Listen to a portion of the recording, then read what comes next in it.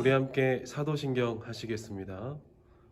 전능하사 천지를 만드신 하나님 아버지를 내가 믿사오며 그 외아들 우리 주 예수 그리스도를 믿사오니 이는 성령으로 잉태하사 동정녀 마리아에게 나시고 본디오 빌라도에게 고난을 받으사 십자가에 못 박혀 죽으시고 장사한 지 사흘 만에 죽은 자 가운데서 다시 살아나시며 하늘에 오르사 전능하신 하나님 우편에 앉아 계시다가 저리로서 산자와 죽은 자를 심판하러 오시리라.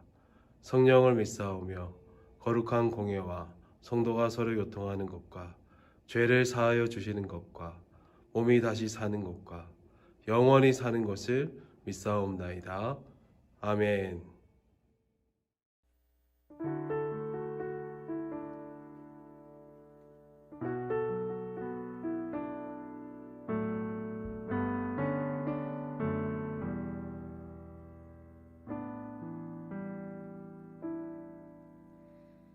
고단한 인생길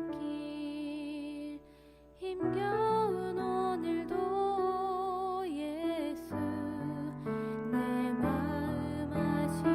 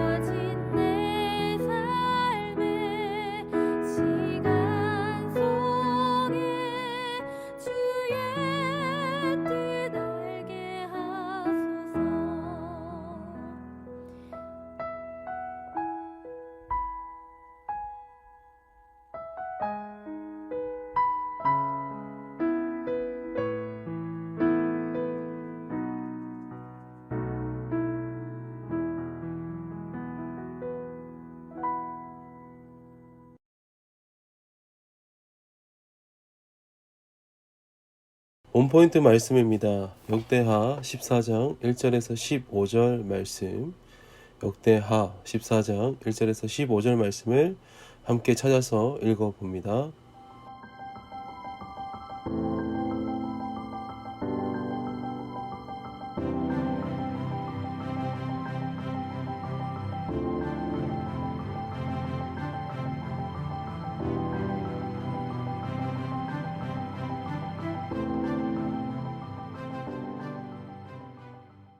원포인트 암송 구절입니다. 함께 읽습니다. 대저 그는 정의의 길을 보호하시며 그의 성도들의 길을 보전하려 하심이니라. 잠언 2장 8절 말씀. 사람마다 각자가 생각하는 정의가 있습니다.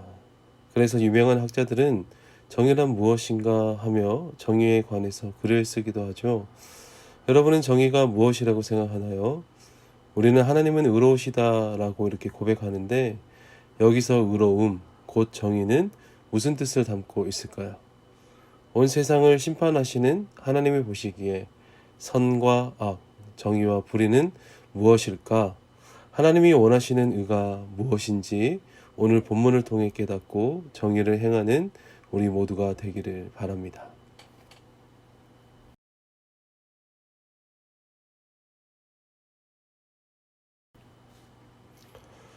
오늘 우리가 살펴볼 이스라엘 왕은 바로 아사입니다. 정확하게는 이제 남유다의 왕이죠. 르호보암부터 나라가 북이스라엘과 남유다로 나뉘어서 르호보암 왕 이후 아비야 그리고 아사로 이어집니다. 같은 역사를 다룬 열왕기를 보면 왕들 중에 그래도 비교적 선한 왕으로 묘사되는데요. 그의 할머니 곧 르호보암의 아내 마아가가 우상을 숭배하자 모든 우상을 없애고 자신의 할머니를 폐위시키기까지 한 왕입니다. 그러나 마지막에 북이스라엘과의 전쟁에서 하나님이 아닌 아람 왕에게 뇌물을 보내서 도움을 구했고 결국 병이 들어서 하나님을 의지하지 않아서 죽고 말게 되는 안타까운 인생이 되었습니다. 그런데 오늘 본문인 역대기에서는 그의 또 다른 많은 행적을 다루고 있습니다. 열왕기에서는 많이 다루지 않은 아사의 개혁과 하나님을 의지하는 모습을 기록하고 있는 것이죠. 본문을 보면 짧은 구절 안에 아사 왕이 한 일이 정말 많은데 순서가 조금 다르지만 이렇게 이야기해 볼 수 있습니다. 먼저 이방 우상을 모조리 제거했습니다. 아까 말한 할머니 마아가 사건도 마찬가지겠죠. 우상을 제거했다는 것을 다시 말하면 하나님을 섬기는 데에 더 최선을 다했다라고 하는 것을 뜻합니다. 우상을 제거하면 이제 무엇을 해야 할까요? 여호와 하나님을 찾게 하고 율법과 명령을 행하게 했습니다. 율법과 명령을 행하게 한다는 것은 그 말씀을 따라 선과 정의를 행하며 이스라엘 백성들이 살게 했다는 것을 뜻합니다. 오늘 본문 2절을 보면 가장 먼저 아사 왕이 한 일은 무엇이라고 이야기합니까? 선과 정의를 행했다라고 강조하고 있습니다. 성경에서 말하는 선과 정의는 하나님의 말씀을 따르는 것입니다. 하나님의 말씀이 다른 것이 아닙니다. 오직 하나님만을 사랑하고 동시에 하나님께 하듯이 이웃을 사랑하는 거예요. 더불어 하나님이 원하시는 정의가 사라진 이스라엘 백성들을 보면서 항상 그들 안에 있었던 우상과 또 이웃 사랑이 깨져 있는 것을 확인하면서 다시 재정비하려고 하는 것을 볼 수 있습니다. 왕과 관료들이 백성들을 돌보지 않았고 약자들은 항상 핍박을 당한다 생각해 보세요. 얼마나 슬픈 일입니까? 그런데 아사가 선과 정의를 행했다라고 했습니다. 그러자 나라가 평안을 누리게 되는 것을 볼 수 있습니다. 그러니 아사 왕이 보인 선과 정의의 결과는 평안입니다. 그래서 여러 해 동안의 전쟁이 없었고 견고한 성읍들을 유다에 건축할 수 있었습니다. 바로 나라가 부강해진 것을 볼 수 있습니다. 하나님이 훈계하시면 순식간에 무너진 것을 다시 세우시는 놀라운 그 은혜를 볼 수 있게 됩니다. 강하고 약함이 온전히 하나님께 달려 있는 것을 알았을 것입니다. 그래서 율법을 회복했던 아사 왕 역시 그대로 행했음을 볼 수 있습니다. 그러니 하나님 말씀 안에 담겨져 있는 이 선과 정의를 따라서 바로 하나님을 의지하는 모습을 아사 왕은 스스로 보여주었다라고 이야기를 할 수 있습니다. 하나님이 평안을 주신 것을 삶에서 인정하고 여기서 더 나아가 이스라엘 백성들에게 필요한 성읍을 방비하고 형통할 수 있도록 건축했음을 볼 수 있습니다. 오늘 아사를 보십시오. 이방 제단과 산당과 주상들, 특히 아세라상과 태양상들을 모두 제거하고 율법과 명령을 행하도록 했다는 사실, 하나님을 더욱 의지하도록 하는 데에 집중했음을 볼 수 있습니다. 이와 같이 하나님을 의지하지 못하게 하는 우상을 우리의 삶 가운데 제거해야 한다는 것입니다. 성경이 말하는 선은 하나님의 말씀을 기준으로 하기 때문에 심판하시는 하나님, 그분의 말씀이 기준이 되어서 선과 악이 구분되는 것입니다. 그러니 하나님이 바라시는 선을 행하려면 먼저 하나님을 의지하지 못하게 하는 우상을 제거해야 한다는 것이죠. 정의도 마찬가지입니다. 모든 죄에 대해서 심판하시고자 하시는 그 하나님이 정의를 행할 때에 세상이 말하는 그저 선행이나 윤리 정도로 생각하지 않고 바로 진정한 사랑에서 비롯된 정의라고 하는 사실을 안다면 계속적으로 하나님이 아닌 다른 것을 의지하려고 했던 인간의 죄악이 말썽을 일으킨다라고 하는 것을 알 수 있게 됩니다. 아사와 같이 단호하게 우상을 끊어내는 여러분들이 필요합니다. 여러분들 삶의 우상이 무엇입니까? 그것을 두고서 단호히 끊기를 주님의 이름으로 축복합니다. 두 번째는 하나님을 의지하여서 선과 정의를 행해야 합니다. 아사가 행한 선과 정의는 단순히 하나님께 제사를 드리는 것만으로 축소할 수 없죠. 당시 유다인들은 우상을 섬기면서도 하나님께 제사를 드렸을 것입니다. 진정으로 하나님을 사랑해서가 아니라 종교적인 열심이나 두려움 때문에 하나님을 예배했던 것입니다. 우리는 어떻습니까? 하나님을 진정으로 사랑하지 않고 의지하지 않으면서도 교회에 나오는 모습은 없습니까? 심지어 온 마음으로 하나님을 예배했다고 하면서도 선과 정의는 사라지고 진정한 하나님을 사랑하는 사람이 되지 않아서 하나님의 말씀을 기준으로 삼지 않는 안타까운 일이 발생되고 있지는 않습니까? 하나님의 말씀을 정말 듣고 있는다면 삶에서 그러한 기준을 잘 지키며 그 기준대로 살아낼 수 있는 진짜 선한 삶이 되고 정의로운 삶을 살아간다면 세상이 말하는 영웅과 그 영웅 이상으로 나타나는 그 하나님의 놀라운 역사하심을 여러분들이 삶에서 경험할 수 있게 될 것입니다. 하나님을 사랑하면 진짜 정의가 세워지게 됩니다. 우리가 앞서 말한 대로 우리의 힘으로는 이 모든 것을 할 수 없습니다. 온전히 하나님을 의지해야만 가능한 것입니다. 하나님께 기대어서 하나님의 말씀대로 순종하려고 애쓰면 성령 하나님께서 그렇게 인도해 주시리라 믿습니다.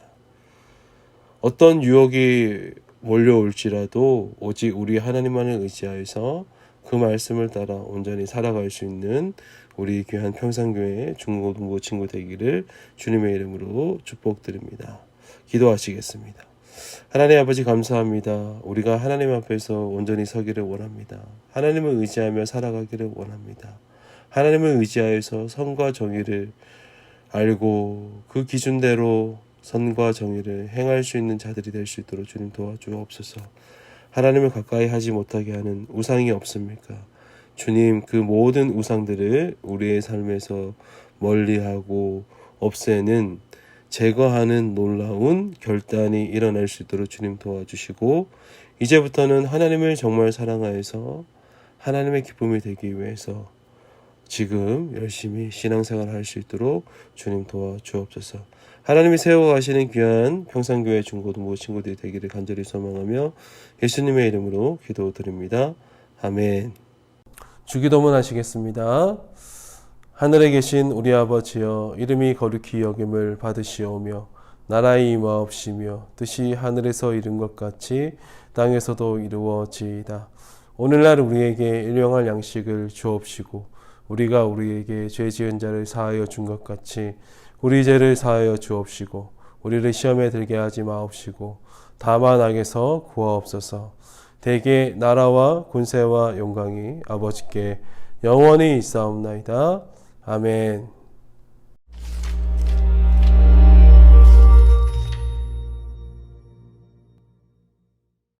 역대상, 역대하. 오늘날 우리가 읽는 성경에는 둘로 나뉘어 있지만 원래는 그렇지 않았습니다. 두루마리의 길이 때문에 둘로 나뉜 것뿐 원래는 하나의 줄거리를 가진 한 권의 책입니다. 한글 성경에서 역대기는 사무엘과 열왕기 다음에 나오며 사실 대부분 이 두 책의 내용을 반복합니다. 그래서 많은 독자가 역대기에 이르면 잠깐 전에 다 읽은 거잖아 라며 건너뛰는데요. 참 안타깝습니다. 왜냐하면 이 책은 정말 독특하고 성경 전체에서 매우 중요하기 때문입니다. 실제로 유대교 전통에서는 역대기가 성경의 맨 마지막 책인데 이는 이 책이 히브리 성경의 모든 내용을 요약하기 때문이죠.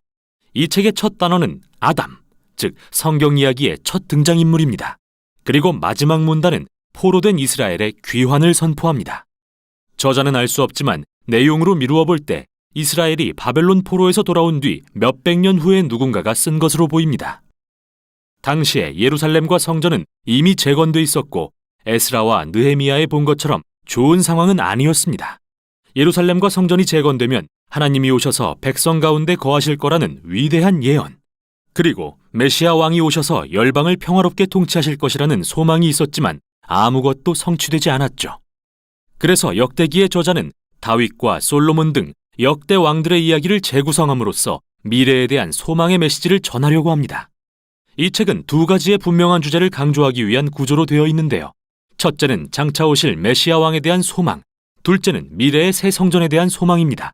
그럼 두 주제를 자세히 살펴보죠. 역대상은 9장에 걸친 긴 족보로 시작됩니다. 이 부분을 읽을 때 지루하다고 느낄 수도 있습니다. 하지만 이 족보는 정말 중요합니다. 저자는 여기서 주요 인물들을 열거함으로써 구약의 전체 줄거리를 요약하는데요. 그러면서 특히 핵심이 되는 두 개의 계보를 강조하고 있죠. 먼저 약속된 메시아 왕의 계보입니다. 많은 지면을 할애해 유다의 계보를 따라 다윗 왕에 이릅니다. 메시아의 언약을 받은 인물이죠. 그리고 다시 다윗으로부터 당대까지의 족보를 기록합니다. 두 번째로 강조되는 계보는 제사장 직분을 받아 성전에서 섬긴 아론의 후손들입니다.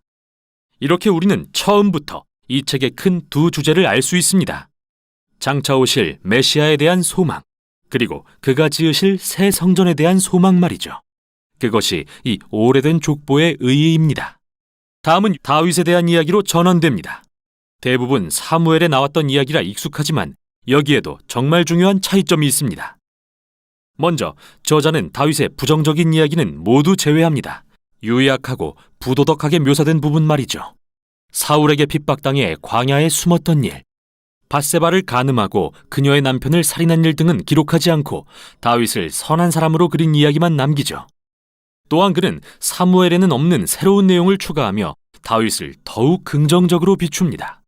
다윗이 성전 건축을 준비하는 장면이 여러 장에 걸쳐 기록되어 있는데 그는 각종 자재와 기술자들을 모으고 레위인들과 찬양대를 준비시키죠. 나아가 이번엔 다윗을 모세와 같은 인물로 묘사하는데요. 하나님이 다윗에게 성전의 설계도를 주시는 모습은 모세에게 성막의 설계도를 주셨던 모습과 흡사합니다. 그런데 왜 다윗에 대한 새로운 내용을 소개할까요? 저자는 다윗의 결점을 숨기려는 게 아닙니다. 어차피 사무엘을 읽으면 누구나 알게 되니까요. 오히려 그는 다윗을 이상적인 왕으로 묘사함으로써 그의 혈통에서 오실 메시아의 모습 혹은 전형을 만들려고 한 것입니다.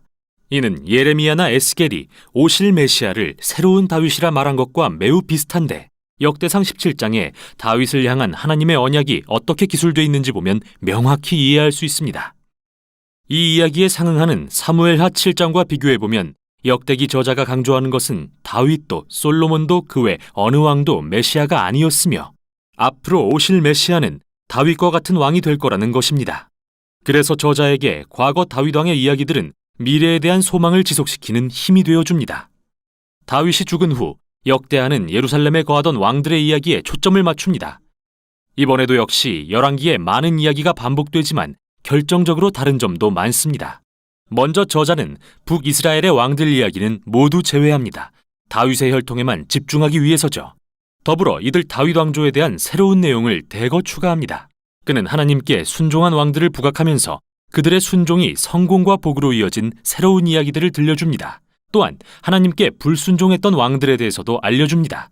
그들은 율법을 따르지 않고 이스라엘이 우상을 숭배하도록 이끌었고, 이는 결국 이스라엘이 포로로 잡혀가는 끔찍한 결과를 초래합니다. 그들이 자초한 일이죠. 이 부분은 모두 일련의 인물 연구로서 후대 이스라엘의 자손들이 그들의 역사를 통해 교훈을 얻게 하는 게 목적입니다. 하나님과 율법에 신실할 수 있도록 말이죠. 이 책은 결말 역시 정말 독특합니다. 맨 끝에 가면 고레스라는 페르시아 왕이 등장하는데, 그는 이스라엘 백성들에게 포로에서 벗어나 고향에 돌아가 도시와 성전을 재건하라. 마지막 절에서는 너희 중에 그의 백성 된 자에게 하나님께서 함께 계시기를 원한다. 너희는 다 올라가서 라고 선포합니다. 이렇게 책이 끝납니다. 미완의 문장으로 말이죠. 물론 저자는 첫 번째 포로 교환과 에스라, 느헤미야에 기록된 이야기들을 알고 있습니다. 하지만 그의 관점에서 이스라엘의 예언적 소망은 여전히 성취되지 않았습니다. 따라서 이런 미완의 결말은 저자의 소망이 또 다른 때의 포로 교환에 있다는 것을 보여줍니다. 마침내 메시아가 오셔서 성전을 재건하고 하나님의 백성을 회복시키실 바로 그때 말이죠. 이렇듯 히브리 성경의 마지막 책인 역대기는 미래를 향하며 마치고 있습니다. 이 책이 하나님의 백성에게 미래를 향하기 위해 과거를 돌아보라고 촉구하는 이유는 바로 과거가 미래의 소망의 근원이 되기 때문입니다. 이렇게 역대기는 결말을 찾아가는 이야기로서 구약의 대단원의 막을 내립니다. 이것이 역대기가 전하는 내용입니다. 모든 성도 주 앞에 나와 크게 외치네. 어깨 만세 어깨 만세 보좌 위 하나님과 어린 양께 어깨 만세